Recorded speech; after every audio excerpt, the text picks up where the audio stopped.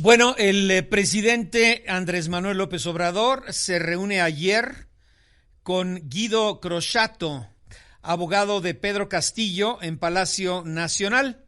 En una carta dirigida al presidente Andrés Manuel López Obrador, el exmandatario del Perú, Pedro Castillo, agradece a México que haya sido el primer país en respaldar la justa lucha del pueblo peruano desde la celda donde él se encuentra preso y desde donde envía una misiva a través de su abogado, el señor Guido Croxatto, en la que subraya, entre otras muchas cosas, dice: mi libertad es secundaria.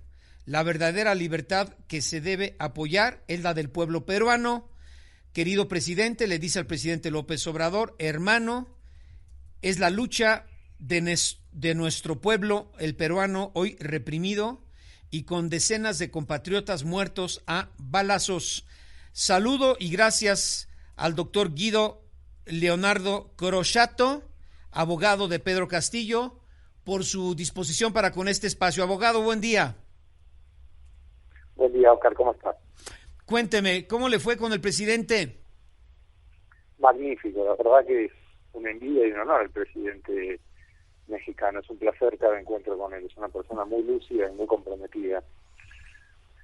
Oiga, a ver, tenemos entendido por la información que se ha dado a conocer que su estrategia es en tribunales internacionales más que locales en Perú. Exactamente, es decir, el presidente Castillo en Perú me dijo que tiene muy escasa confianza o expectativa en la administración de justicia de su país, no la llamaría justicia lo que hay en Perú. Entonces el eje de nuestro trabajo está puesto en el sistema internacional de protección de derechos humanos, tanto por la detención arbitraria que padece el presidente Castillo, como por los 70 asesinados por el gobierno actual de Perú, algo que es gravísimo y los gobiernos no pueden seguir mirando por otro lado. Por eso tenemos una estrategia jurídica internacional y también estamos en que la comunidad internacional ejerza presión para la normalización y la recuperación de la democracia en el Perú, ¿no? Oiga, y internamente ve usted pues muy difícil poder acceder a una nueva defensa a favor del expresidente Castillo. ¿En qué sentido es difícil? No, yo considero que es muy sencillo. Los argumentos de la defensa son bastante claros. Sí. Los que no son claros son los argumentos de la justicia peruana para quitarle a Castillo sus derechos civiles, políticos, para entorpecer su defensa.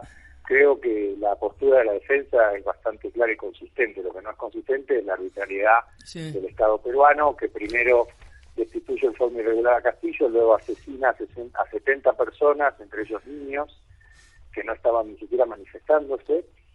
Es decir, hoy el Estado peruano no es una democracia.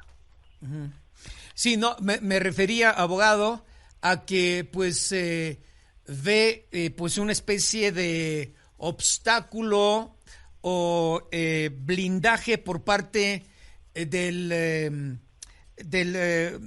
la justicia, pues, tanto de la impartición como procuración de justicia en el Perú, para que pueda usted avanzar en la defensa de su cliente? Sí, yo no lo llamaría cliente, Oscar. Yo prefiero hablar de defendido en el caso de Castillo. Y en cualquier caso, creo que un abogado defiende personas, ideas y principios, más que, digamos, clientes. Evidentemente tenés razón en que hay obstáculos, está muy bien, es cierto, y por eso estoy preparando una medida cautelar, porque a los abogados extranjeros, es decir, Zaffaroni y yo, que somos abogados argentinos, el Estado peruano desde un primer momento, de manera indirecta, pone trabas informales, algunas más graves que otras, pero que todas conducen a entorpecer el derecho de defensa de Castillo y a entorpecer el ejercicio profesional de la abogacía en Perú. Obviamente que esto limita los derechos del presidente Castillo, agrava la arbitrariedad de su detención, porque dificulta su defensa, que es un derecho de cualquier imputado, no solo del presidente Castillo. Ahora, pensar que si se le recortan derechos a un presidente, ¿qué puede esperar el resto de los ciudadanos del Perú? Muchos de los cuales son detenidos en prisión preventiva por cualquier motivo, por tener un libro en la mochila, por expresar sus opiniones, por hacer un dibujo de una pared, van en prisión preventiva un montón de tiempo. O entran los tanques en la universidad, los estudiantes terminan esposados contra el piso, escenas que no son ya de una democracia. Y parte de lo que es de las dificultades que los gobiernos no democráticos imponen en todo el mundo a los abogados es dificultarles su tarea, su labor. Los abogados de presos políticos siempre, en Argentina también durante la dictadura, han visto que su trabajo se convierte casi en una profesión de riesgo, como los periodistas, los activistas de derechos humanos. Los abogados de presos políticos, en gobiernos que no son democráticos, siempre asumen un peligro, corren. Es un desafío, naturalmente, pero es un desafío justo, como hablábamos con López Obrador. Lo hacemos porque es una causa justa la que enarbola el presidente Castillo, en el cual se ven reflejadas las rondas campesinas, los sectores más humildes del Perú, que son los que nosotros, digamos, patrocinamos y los que nos pidieron ayuda cuando estuvimos en Perú con Zaffaroni.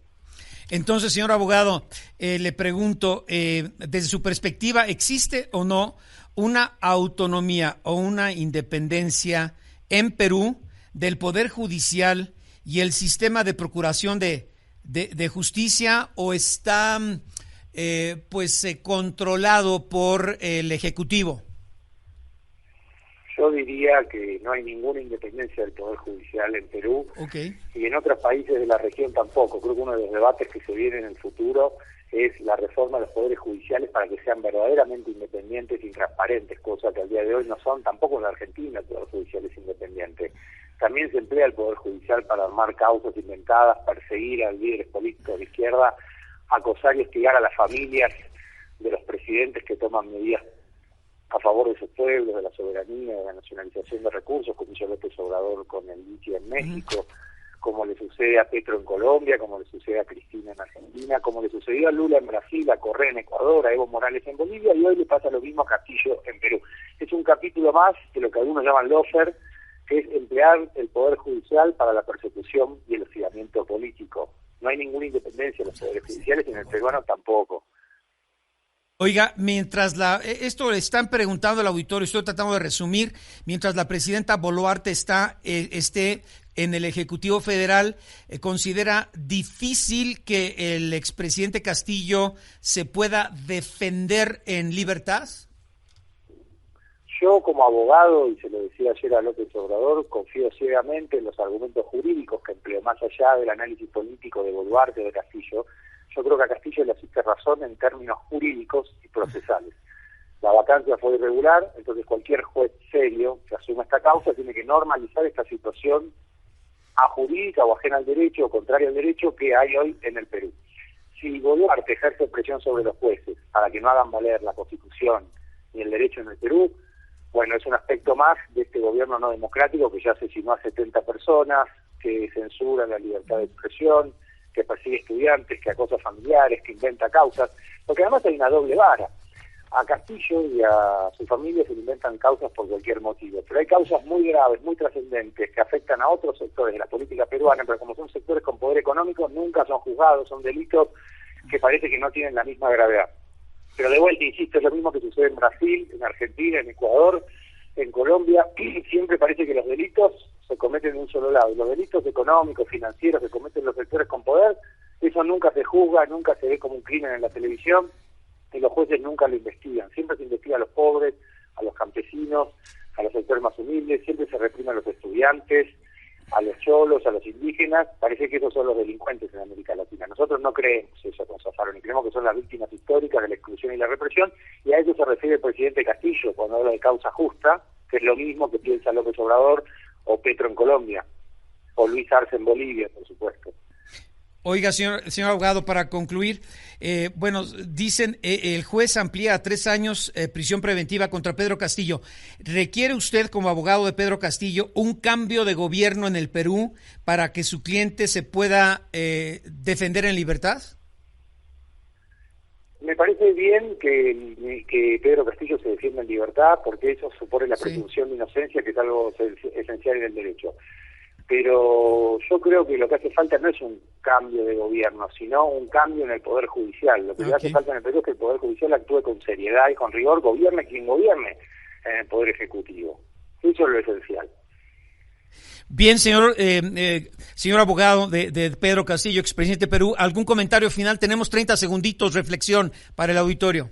No, la reflexión es agradecerle al pueblo mexicano, como dijo el presidente Castillo y el presidente López Obrador, por recuperar la mejor tradición de este país grande. Evita una historia de terror con el...